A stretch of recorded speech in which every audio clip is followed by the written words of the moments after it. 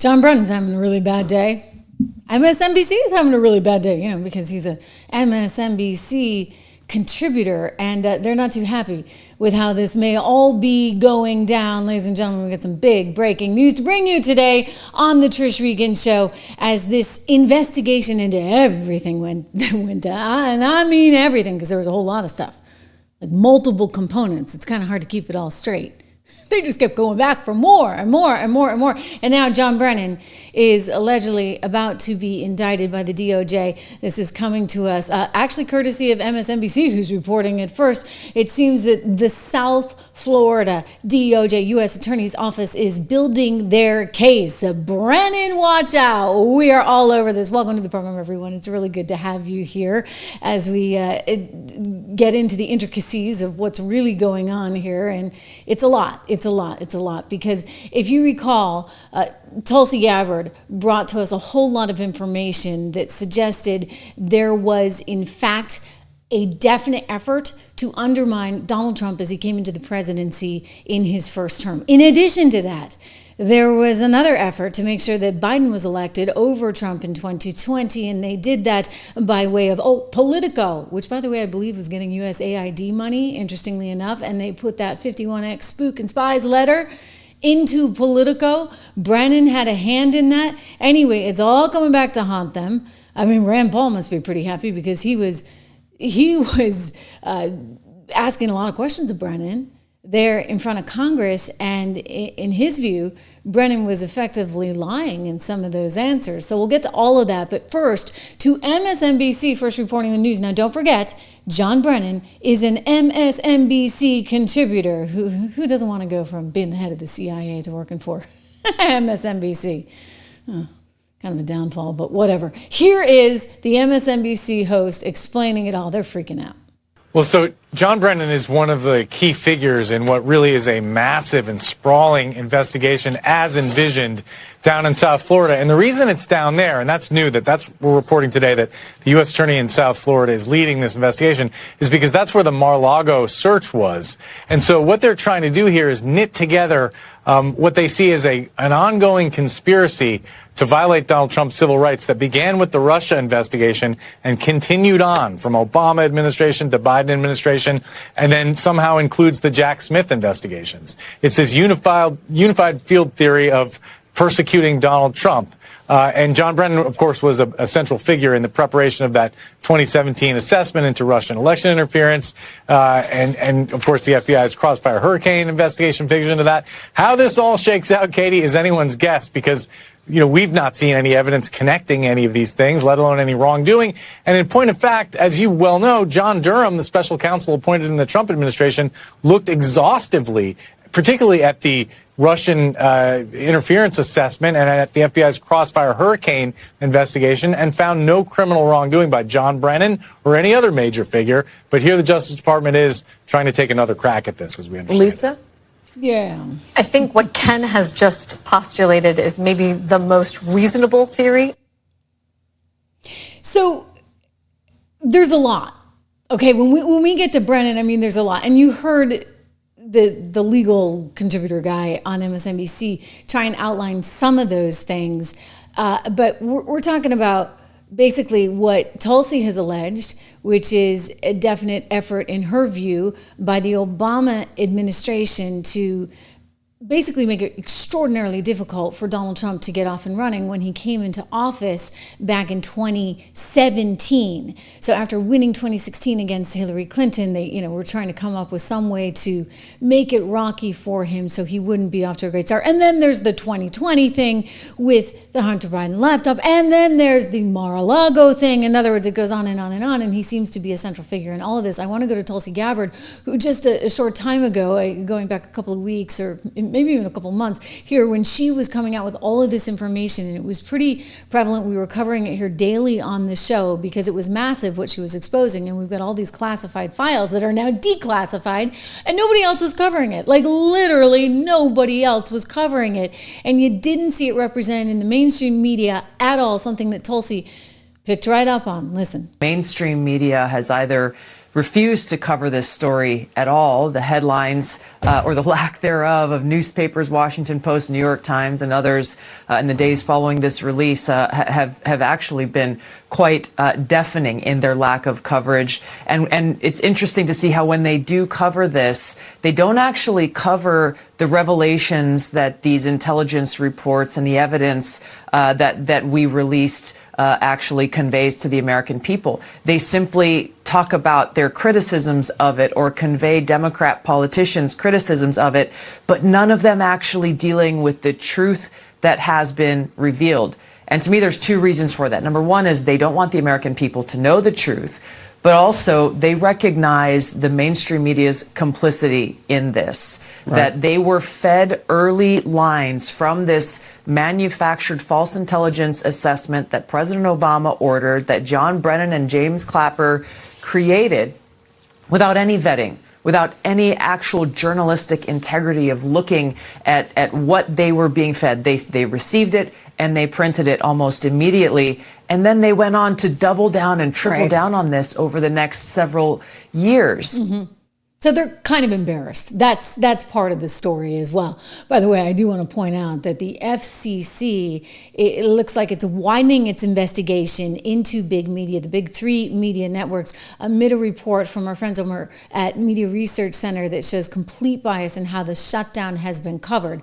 But that's the shutdown. I mean, let's go back to what Tulsi was saying in terms of the bias of all of this. For example, they're saying that anything that anybody says about Brennan, et cetera, as you heard MSNBC so well articulate its position. That guy, I believe he's supposed to be like a reporter, okay? Like the reporter is saying, this is all bogus. And it goes back to what Tulsi's saying. Every time they report on it, they make sure to tell you all the reasons why it doesn't make any sense at all, something that Brennan himself has encouraged over and over and over again. Just look at how he responded to Tulsi. Tulsi Gabbard, she may be impaired on the ethics front, certainly, but she's not impaired on the intellect front. And so I can only presume that she is doing this intentionally mischaracterizing, misrepresenting, and lying about what she has found. Woo! Okay. He's like, that dumb broad's a total liar, okay? So that's his excuse. But again, we've seen a lot of the documents, and it certainly raises a lot of questions. I want to go to a confrontation with Brennan and an independent journalist, I believe a journalist. They were at some event, and this was earlier, I believe in November, just maybe a couple of days ago. And there's this confrontation between the two of them, and he starts saying, well, we never said it was disinformation, which, by the way, is not totally true, because the site they chose to put this on, that would be Politico, it actually was headlined that the Hunter Biden laptop was nothing but Russian disinformation. And so when Brennan gets into this scuffle with this other guy and says, it was, and by the way, watch how aggressive he is. It's a little bit hard to hear, but I'm here with you, and I'll translate if needed. But he's like pointing at the guy and like looks like he wants to get in a fist fight with him. It's sort of wild. And he's like, we never said it was disinformation. Watch. Why didn't you know on the Hunter Biden laptop? So he's asking him something about the Hunter Biden laptop. Because and you misrepresented that. We never said it was disinformation. We said it was Russian influence operations. Okay, he said, we never said, you misrepresent that. We never said it was disinformation. We said it was Russian influence operations. As he's like, boo, boo, boo, boo, boo, boo, boo, and I'm going to punch you, buddy, if you dare say otherwise. Here we go. That's what they do. There's a big difference between influence operations. No, you don't know that. Yes, Comey knew. Comey knew. The literature says it had all hallmarks. I'm kind of thinking that Brennan's got like some anger management issues. We didn't say that. We didn't say that. It wasn't a Russian disinformation. It was, and yet again, we go back to how it was characterized in the site itself, in Politico, when they published that letter, when they said, we are all individuals who devoted significant portions of our lives to national security. Some of us served in senior positions in policy departments and agencies, and some of us served in senior positions in the intelligence community. Some of us were political appointees, some of us were career officials. Many of us worked for both presidents, and by the way, we're all a bunch of spooks and hacks. Those are my words, not theirs. Anyway, they go on and on about how they believe that Hunter Biden laptop which was being investigated by the FBI, and they knew was real, was nothing but a Russian information operation. All the classic earmarks of a Russian information operation. Now, let me just tell you, when they put this headline in Politico, I guarantee you that if they felt it was inappropriate to call it disinformation, then guess what? Politico, who seems to have been spoon-fed this letter, I'm looking at it, okay? The 51X spooks and hacks, who go on to have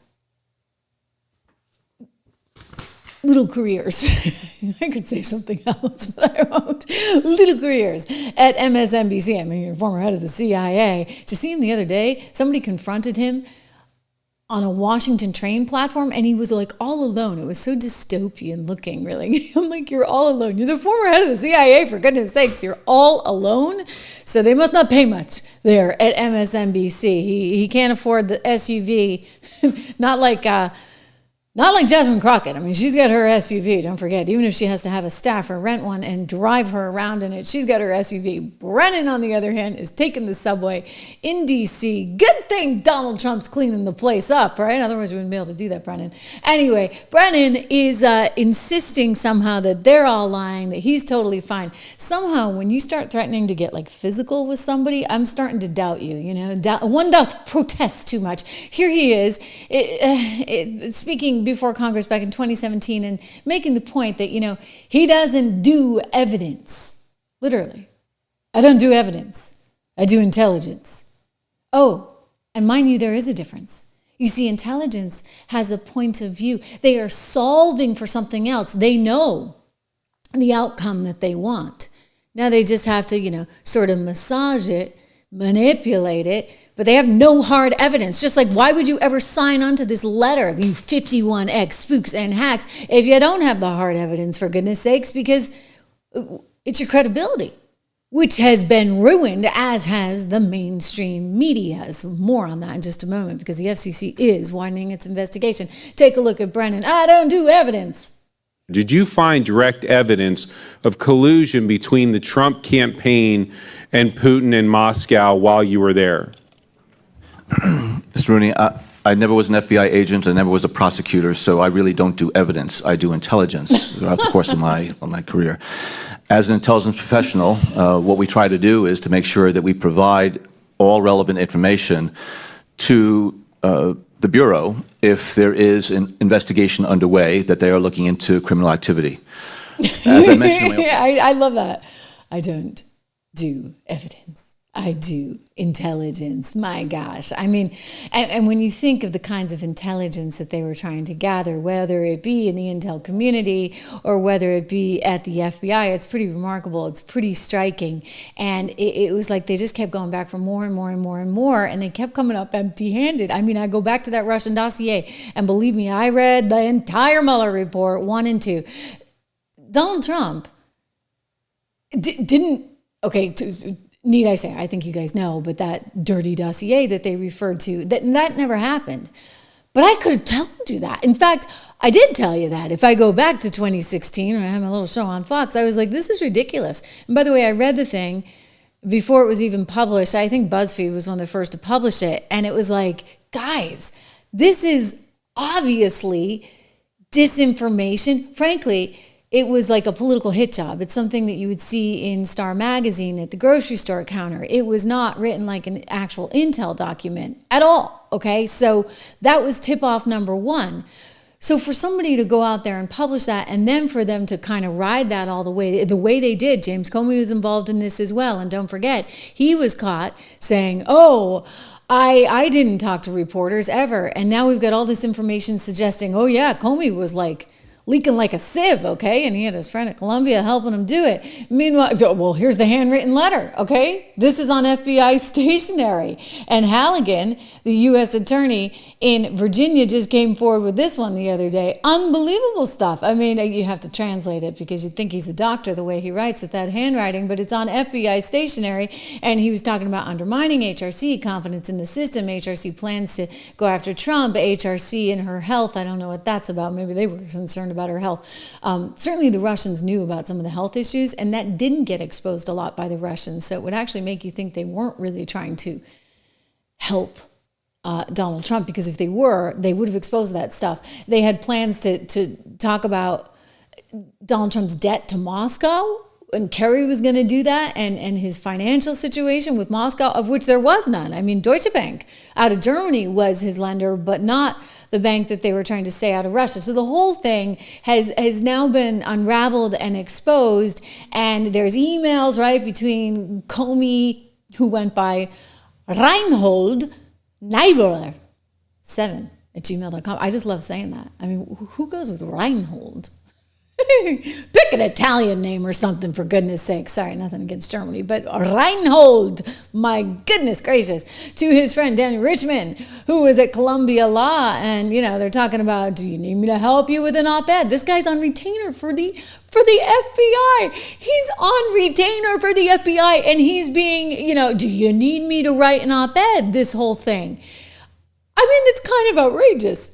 You want to talk about state media. They're like, do we need something in the New York Times? Because I can do it, New York Times op-ed page. They asked me to write something on you. Like, so is everybody like working together here? It kind of makes you wonder.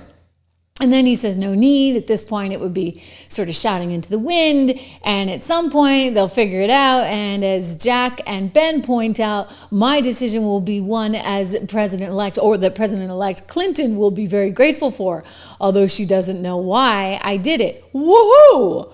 So, I mean, and then we get all the text messages. This has all come out. And don't forget, this is the guy who told us he didn't talk to reporters. Yeah, right.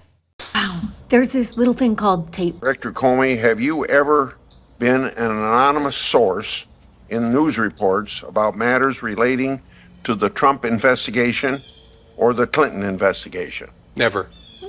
Have you ever authorized someone else at the FBI to be an anonymous source in news reports about the Trump investigation or the Clinton investigation? No. I needed to get that out into the public square. And so I asked a friend of mine to share the content of the memo with a reporter. Didn't do it myself for a variety of reasons, but I asked him to because I thought that might prompt the appointment of a special counsel. And there we have it.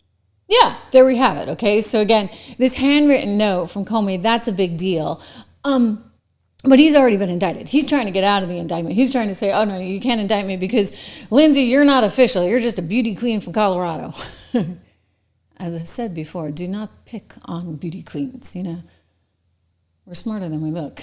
Anyway, I think she was a Miss Colorado or Miss Colorado runner-up, something like that. Anyway, she is still going after him, and she has the authority by way of the president, even though she hasn't been confirmed by the Senate, because she is there on a temporary basis. And so I'm not sure that his argument's going to hold. You've got Letitia, who has a similar argument, trying to say that Lindsay Halligan is not able to go after her because of these things. I think Pam Bondi is going to be stepping in and making it very clear that, yes, they're going to continue going after them. But so you've got Comey indicted, and now Brennan is kind of freaking out because Brennan is most likely the next in line. I mean, we have talked about none other than the Schiff show, right? Adam Schiff possibly being next. That's on the mortgage fraud allegation, but this one's just bigger, okay? Like, this is much, much bigger, and I think, like, if we go in the line of, like, fish to fry, granted, Letitia, frankly, the woman deserved it. I mean, when you're going after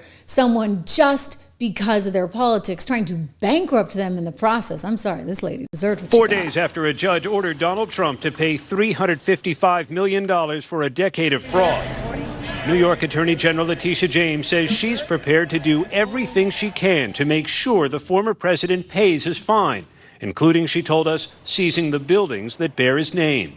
If he does not have funds to pay off the judgment, then we will seek, judgment enforcement mechanisms in court. And we will ask the judge to seize his assets. Oh, she was just dying to do that. She could not wait to get in there. We're going to talk about local elections in a little bit because I think they are in some ways a wake-up call. I want to get to that. But first, back to Brennan, back to what we're seeing with Comey, and back to what we might soon see with Nancy Pelosi. So Nancy Pelosi, as you guys well know, is out. She has announced that she is resigning from politics for good. And a lot of people are like, well, wait a second, why is she doing this? Is it because of Mamdani? Is it because of AOC? Sure, that may be part of it. She's basically lost her party, which is pretty sad. And so she's trying to figure out like damage control. But the other reason people are talking about right now is this reopening of the J6 investigation by the Trump team, because they're trying to figure out just exactly why there was a phone tolling. I have to be careful on the word tapping because it wasn't wiretapping, it was tolling, where they were gathering all the metadata information. One senator talks to this person who talks to this person, and before you know it, they got 30 million phone records of how long they were talking, who they were talking to, and where those people were when they were talking. And so this has all come up, and people are saying, wait a second, was J6 just an excuse to try and take down MAGA? Was that all this was about? Possibly. I mean, I remember wondering at the time, and I'm not making an excuse for anything, don't get me wrong, but like I wondered at the time, like, why didn't Nancy Pelosi choose to call in the National Guard? Like, she could have. Apparently they had a meeting a couple days before and she didn't think it was necessary. Are you kidding me? You're supposed to have this giant protest and you don't think that you want to have like some security around there? That's a little weird. I'm just saying, like, just a little bit weird. And now this is coming up. Watch. Congresswoman Pelosi, are you at all concerned that the new January 6th committee will find you liable for that day? Are you at all concerned about the new January 6th committee finding you liable for that day? Why did you refuse the National Guard on January 6th? Shut up. I did not refuse the National Guard. The president didn't send it. Why are you coming here with Republican talking points as if you're a serious journalist? The American people want to know. We still have questions. Thank you. I love the reporter's smile at the end, too, as she looks back at the camera. Yeah, people want to know. You know who else has called her out on this? The former head of the Capitol Police, Chief Stephen Sund, because as recently as this, I believe this was over the summer, this summer, she's starting to say, oh, Donald Trump delayed deploying the National Guard on January 6th when our Capitol was under violent attack and lives are at stake. Now he's activating the DC Guard to distract from his incompetent mishandling, blah, blah, blah, terrorists, etc. And, of course, he activated the National Guard and they were very successful in reducing a lot of the crime there. And the guy's response, ma'am, it's long past time to be honest with the American people. On January 3rd, I requested National Guard assistance, but your Sergeant at Arms denied it. Under federal law 2 USC 1970, I was prohibited from calling them in without specific approval. That same day, Carol Corbin at the Pentagon ordered National Guard support, but was forced to decline, but I was forced to decline because I lacked the legal authority. On January 6th, while the Capitol was under attack, and despite my repeated calls, your Sergeant at Arms denied my urgent requests for over 70 agonizing minutes, quote, running it up the chain for your approval. When I needed assistance, it was denied. Yet when it suited you, you ordered fencing topped with special wire and surrounded the Capitol with thousands of National Guard troops. I mean, whoa, way to blow the lid off of Nancy. So she is in trouble, and there's some suggestion that she actually might get in a whole lot more trouble. It gets even worse because you see the Federalists had done some reporting showing that there was evidence that they were hiding what Donald Trump had done. He had tried to push for the National Guard on that day, and that never came out. And remember, he said that? He's like, I was calling for it. I was asking for it. And then they wouldn't do it. And they said, like, Nancy had to call for it. And Nancy wasn't willing to do it. You heard what she just told that reporter recently. That was just recently, like within the last couple of weeks. But there's this little piece of evidence that somehow somehow escaped. I don't know if this was part of the Alexandra Pelosi documentary filmmaker version of things, and it was on the the cutting room floor, and somehow it was released, or exactly how. I don't know how it came to be, but it's real. And this is the soundbite of Nancy Pelosi in the car as she realizes, as she's spinning off and she's leaving, that she has screwed up. Watch. We have responsibility, Terry. We did not have any accountability for what was going on there, and we should have. This is ridiculous. You're going to ask me in the middle of the thing when they've already breached the inaugural stuff that should we call the Capitol Police? I mean the National Guard? Why weren't the National Guard there to begin with? They thought that they had sufficient resources. That is not a question of how they had been. They don't know. They clearly didn't know, and I take responsibility for not having them just prepare for more. Yeah. Okay, I take responsibility. Well, she should take responsibility because, as Stephen's son pointed out, he waited for 70 minutes for her to do something and had to get run up the food chain, and she wasn't willing to okay it. What the heck was that about? Oh, too busy working with my daughter on her documentary filmmaker thing. I mean, I think that's just wild. I'm just going to tell you, if you think it's going to be a big event, why don't you bring like a real journalist crew in? Why are you bringing your daughter? I mean, you want to talk about nepotism, you want to talk about conflict of interest, all of those things. All that footage that you saw in prime time, because they made it into a primetime special, the J6 hearings, that was all shot by Alexandra Pelosi. The CNN stuff that they were showing on a loop, that was all shot by Alexandra Pelosi. You'd think CNN was there. Nope, it was Alexandra. So that just in and of itself, you're losing me. You're losing me as a journalist on that stuff. Kathy Hochul, this is big news. Kathy Hochul, watch out, lady, because you know what? Elise Stefanik is coming for your gig. And judging by some of the polls I've seen, she may just get it. New poll out just last week showing Elise Stefanik, before she had even announced she was running for governor of New York, suggesting she might win, at least by a point. It's not much yet, but I have some suspicion that those numbers are going to grow in Elise's favor. Take a look at her announcement here on Fox & Friends this morning.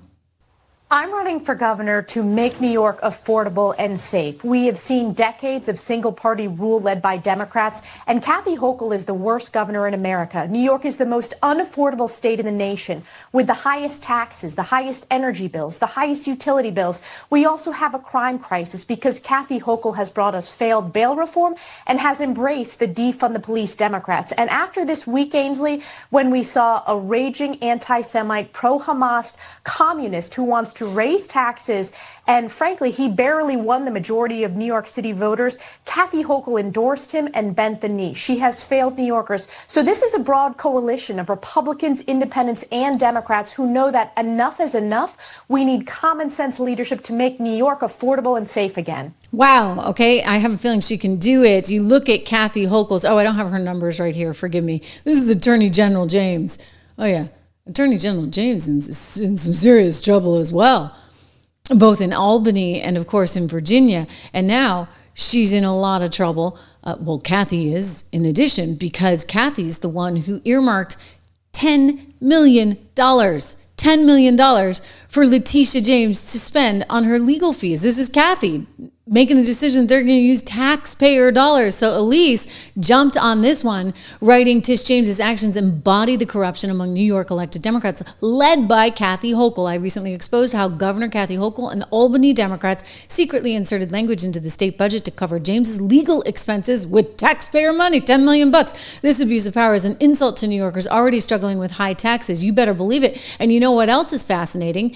Tish James, after this, came out and said, well, I'm not going to do it. I'm not going to use taxpayer dollars, because she realized it was incredibly unpopular, both for her and for Kathy Hochul. So they decided she wasn't going to do it. But guess what we learned this week? What do you know? She had some filings that she had to do in Albany because she's being accused of violating the then president. He was, he had been president, Donald Trump's rights, his civil rights. And guess what? Look at this. I highlighted it. Those were paid by state, the lawyers were paid with state taxpayer dollars. So this is getting exposed. I'm telling you, Elise is going to be able to run on this stuff all day long. This is not going to play well in Peoria, as they say. And, you know, look, Elise may ride it all the way to Albany herself. Kathy Hochul's out, but the other person that's going to be out, one way or another. I mean, again, if you go back to the polls, look at Letitia way underwater. I mean, her favorable ratings are less than one Chuck Schumer, and that was before the multiple indictments. I have a feeling that you're going to see Kathy Hochul out, you're going to see Letitia James out, and, well, you might even see her in prison. If you listen to Mike Davis, the former attorney for one Donald Trump, that's exactly where she's heading. Let me just say this to Big Tish James, the New York Attorney General. I dare you to try to continue your lawfare against President Trump in his second term, because listen here, sweetheart, we're not messing around this time, and we will put your facts in prison for conspiracy against rights, and I promise you that. So he promises her. He promises her. Good luck to Elise. Sorry, Kathy. What can we say? More stuff to tell you about today, because the media is under fire right now. Media is under fire amid a new report from our friends over at Media Research Center, aka Newsbusters. They're really good at getting all those clips of Whoopi Goldberg, so I appreciate them doing that. Anyway, they have a serious operation there where they look at every minute in these evening news broadcasts and in these morning shows on broadcast TV. I'm talking about ABC, which is in a lot of trouble right now. I mean, so much trouble that they're like cracking down on Whoopi live on set. Jimmy Kimmel, he doesn't have a show tonight. We don't know exactly what that one's about. Anyway, FCC investigation into big media companies is getting wider and wider and wider, and it's in part because of this report. They found that 87% of network media TV is favoring Democrats in this shutdown. Even though, don't forget, all they had to do was say, we're going to give you a clean CR, and we can, you know, work through all this stuff later. And instead, they insisted that they had to get that $1.5 trillion that would be for health care that goes out to the states that Democrats say is necessary. And the president is saying, no way, because it's going to go to illegals. And I'm sorry, you guys brought everybody here illegally, and it's not acceptable. This is the new study. Check this out from Newsbusters. 87% of government shutdown coverage on ABC, CBS, and NBC favored Democrats. This isn't journalism. They write it's propaganda. And they're right. This is propaganda. I mean, you can't have this kind of bias. I mean, I guess we're ahead of the game because it's not 99%, 87%. Consider that a win, guys, because most of the time it was 99% in favor of Biden, 99% in opposition of Donald Trump. And then when Kamala came along, same old story. Here, at least it's only, 87% of the time you could consider that a win. But I'm telling you, they're getting nervous because the FCC is in there. Brandon Carr's made it very clear. You know what? These broadcast operations have a responsibility. They're different than cable. And I've talked to you about that, right? And just to reiterate, the reason they're different is because they were set up in the 1930s with a specific Communications Act charter. And because of that, they have a responsibility to the community for community service and good. And they're governed by the FCC. But in the case of cable, or hey, over here on YouTube or Spotify, make sure you go and sign up for the Spotify if you would too. It helps. I mean, we're up to we might be at 15,000 right now, but it doesn't quite compare to what we're doing here on YouTube. Up over 1 million. Thank you so much, guys. I mean, this is incredible, just incredible. But you have more flexibility over here. You don't have that in network television because of the charter that they originally had and the FCC's oversight. Now, the FCC hasn't enforced it much, or, just look at what's been happening over the last 20 years, or shall I say, over the last however many years, maybe the last 10 years, right, ever since Donald Trump came on the scene. So now all of a sudden they're starting to get worried. I mean, look at this one. Whoopi Goldberg scolded live on set this week because she decided to say something that was not true. She said it was a joke, but she's been saying a lot of things that aren't true, a ton of things that aren't true. And at some point, it's coming back to haunt her. So the producers are freaking out. Watch. And that the other insane thing is that when people are going to go to their meetings with the judge, the meetings that they're supposed to go to when they're listening to what the hell, what? I love when Sonny passes notes. We don't know if Trump used an auto pen to part. It was a joke. Yeah. We don't know if Trump used an auto pen to Oh, part. come on. But we do know that he didn't know who that crypto guy was. Well, I'm sorry. You know, the hardest thing about this job now is no one understands nuance. You know when you hear a joke, when somebody's fooling around, when they're not saying something specific, especially on this show. I'm very specific when I'm pointing stuff out. When I'm making jokes, you know when I'm making jokes. This is ridiculous. So, and that's MRC, by the way, that compiled that. I feel for her in the sense that you got to be able to make a joke. The problem for her is that she has said so many things over and over and over again that are just blatantly untrue. I mean, I think about the ballroom, for example, just a recent example of this week where she's saying, oh, you know, it's you, the taxpayer, that's going to wind up paying for that, instead of acknowledging the reality that the $30 million that's being spent was actually donated by a whole slew of companies that the president brought in, right? Including, by the way, Comcast, which owns NBC. So a lot of companies came forward and they put the money there and that's not what they're telling you on The View. They're always giving you some warped version of reality that's, you know, coated in TDS on steroids, and that's coming back to haunt them. So this is why you have Time Magazine putting out a story saying, you know, this View is in a lot of trouble. And by the way, you don't have to just take Time Magazine's word for it. Look at what Brendan Carr said on Fox about a month ago. He called them out. He said, look, The View cannot do this. And by the way, Jimmy Kimmel is in a whole lot of trouble as well because of what went down there with Charlie Kirk. And so now you got to wonder, as they increase their investigation into the likes of ABC, into NBC, into CBS, and the FCC's getting its tentacles in there, probably people are a little bit worried over at ABC, hence what we saw with Whoopi Goldberg and the producers saying, oh, you got to read the legal note. And she's like, are you kidding me? It was a joke. But now they're going to be like overly cautious. And the other person they may be overly cautious with is Jimmy Kimmel. News today that Jimmy Kimmel's show is somehow mysteriously canceled tonight at the 11th hour over what's said to be a personal matter. So we wish him well if he's struggling in his personal life, of course. But it's not really clear because the Daily Mail actually was one of the first to report this. And they're saying that the episode was going to have David Duchovny. Oh, that's a name I haven't heard in a while. All right, David Duchovny. Some other people, musical guests, etc. And all of a sudden, these guys got a note saying, hey, sorry, we don't need you. This show has been canceled. It stemmed from what we're told is a, quote, personal matter. And it instead is going to have some old episode airing in its place. The Daily Mail contacted ABC requesting comment. They did not get a comment. So what could have happened here? I mean, don't forget, this guy is suffering from the remnants of what has been going on. I mean, he's got bad ratings, so he's suffering from that. We know that. And he also is under fire because of what happened when he made that stupid joke. I mean, like beyond stupid joke. I mean, even the Harvard, law professor, constitutional law professor guy gotten in all kinds of trouble. That super lib that put something stupid like on Saturday about saying, oh, well, it's like MAGA going after their own there because apparently this kid, this Tyler Robinson, not a kid, 20 some odd years old, grew up around firearms. And like, that's just ridiculous. Like the statement was so like insensitive, so ridiculous. I don't want to rehash the whole thing, but you know the drill, right?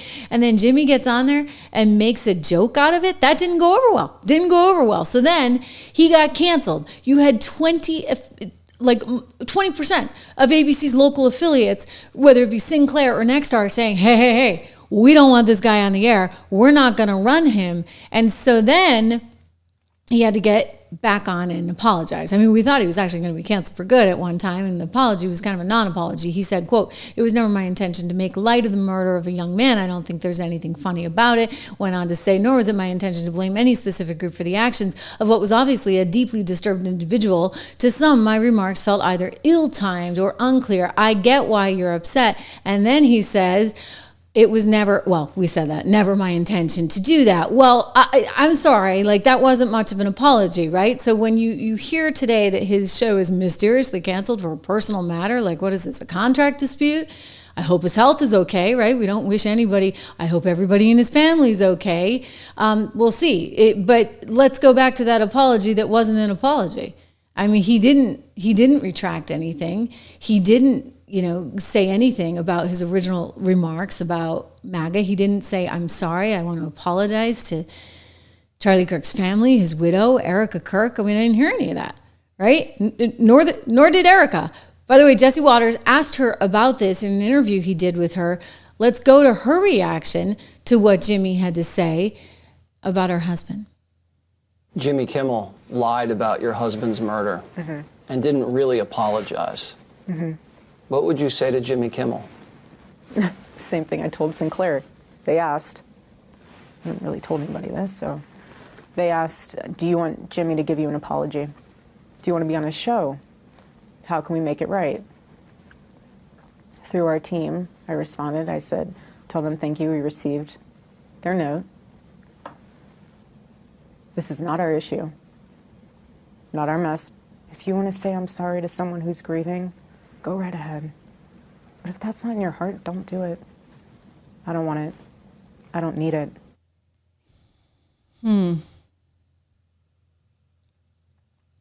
Well, it's not clear at this point why his show was canceled. Just that there was some kind of email, alleged email from the show's audience team saying tonight's episode has been postponed. Apologies for any inconvenience. We'll contact you to reschedule for a future taping. We don't know. Personal reasons, allegedly. Personal reasons, yeah. I'll tell you, his ratings are awful. They need to get rid of him. They need to get rid of the show. He should do the show on the new MSNBC, the Ms. Now network, right? It's going to have its red, white, and blue branding. Hey, Versant is going to be the spinoff from Comcast. I'm thinking that makes sense, Jimmy. You can be as liberal as you want over there. Stephen Colbert, they may have a home for you too. What do you know? The comedians are going to take over the news business. That would make sense, right? Shutdown goes on and on and on and on and on. Donald Trump has a thing or two to say about this shutdown. Before we get to that, I just want to point out, it's $1.5 trillion in healthcare spending that they want. And he's like, "Oh, we can't afford it, right? Like, we just can't do this right now. You can't keep having all these illegals coming in." Fortunately, they're not coming in anymore, but they opened the border, and now you're responsible. And he's like, "We're not going to be responsible. We're not going to allow for hospitals to send all this money." It's all coming at a time when America's under a lot of financial strain, specifically when it comes to the healthcare industry. Granted, there was that Wegovy drug that I think is going to go down in price. There's lots of talk about that in the market today. But the bigger issue is for drugs overall, right? For pharmaceutical products, it is very challenging for Americans because we pay more than anyone, like more than anyone in the world. And this is why we commend here on the Trish Regan Show, as well as the folks at Americans for farmerwindfall.com. I think you should go there. But Americans for Lower Healthcare, we all commend collectively together the need for lower prices when it comes to pharmaceutical products. And, you shouldn't have so much regulation so that you wind up paying more as an American or as a small business owner. We need to get rid of all that stuff, right? So there's a lot of red tape in there. And while the president's out there doing good things, we really need some legislation. And this is what Conservatives for Lower Healthcare is trying to do. You can check them out at farmerwindfall.com. It's really about putting some pressure on your local politicians and saying, "Hey, you know what? Enough is enough. I shouldn't be paying the most for these drug products. We should, you know where the money's going, for goodness sakes. It's going to the evening news shows, you know, that you can't watch with the kids anymore because they got a lot of commercials for things that maybe wouldn't be so appropriate to hear in front of the kids. So they're spending a lot of money on marketing. It's a lot of misuse, and there's better ways to help people. And that's what Pharma Windfall, the Americans for Lower Healthcare, Conservatives for Lower Healthcare, really, really, really trying to do. So go check that out. Meanwhile, Donald Trump, he's blaming someone for this shutdown, and it's not the GOP. We have a shutdown, as you probably know, because the Democrats have gone, they're crazy. They're crazy, but they don't care if they hurt the country. But we've approved it 14 times. We've approved opening up 14 times, and they keep rejecting it. And I guess maybe they will again. Let's see what happens. They want to have a lot of bad things happen, bad things for our country. We're not going to give $1.5 trillion to people that came into our country illegally. We're not going to do it. To people came from prisons. They came from mental institutions. They're drug dealers. They want to give them medical care. And he's like, no, not happening, right? So I would say when you look at some of the poll numbers, and I've shown this to you guys, CNN actually did a deep dive on this. Who's getting the blame? The Democrats. But we could be closer. I'm hearing we could be closer to something. I mean, as you get closer and closer to Thanksgiving, it makes sense that people will want to resolve this. The Democrats, I think they were afraid ahead of the elections to back off, right? Because they had their big election day coming up, and they wanted to make it look like they were really standing up to Trump. But now election day is come and gone, and I think reality's setting back in. And as we approach Thanksgiving, they're going to get really tarred and feathered over the issue of no FAA agents, right? And therefore, I mean, they had to cancel 700 flights today. That's going to have to stop. So the Democrats are in a lot of trouble, and I think they're waking up to the reality of all of it. We had a mixed market today. I just want to encourage you. You got to start investing, right? I'm a big believer in it. I'm a big believer in being in our capital markets, unlike AOC or Ma'am Dami or any of these people. Or who was that guy that ran for vice president? Yeah, Timmy, little Timmy. He didn't have a single stock. He didn't own anything. It's important, you know, any little bit you can set aside. And we have 76research.com where we compile all of our thoughts and all of our research, myself and my colleague over there. And you can get access to that, both the portfolios, which is different than the newsletter, but the newsletter is a great way to get introduced to all of this. So go to 76research.com, use code word dollar today, and start investing. Listen, I love having you guys here. Thank you for being here. I'm looking at the whole familiar crowd. I know some of you are upset because you have not been getting the notifications. I don't know why that is. I really don't. You should be getting the notifications. Make sure you hit the bell. Make sure you hit the bell for all notifications, and you know, we'll try and make sure that you're getting the news. Somebody said Tampon Tim. That's the name I was looking for. Timmy, little Timmy. You know. Anyway, it's great to have you guys here. I really do appreciate everything you're doing for the channel. Leave a comment. Let me know what you think. I'll be around over the weekend as well. So I so appreciate everything you're doing. Go check out the Spotify channel, and I'll see you back here live on Monday.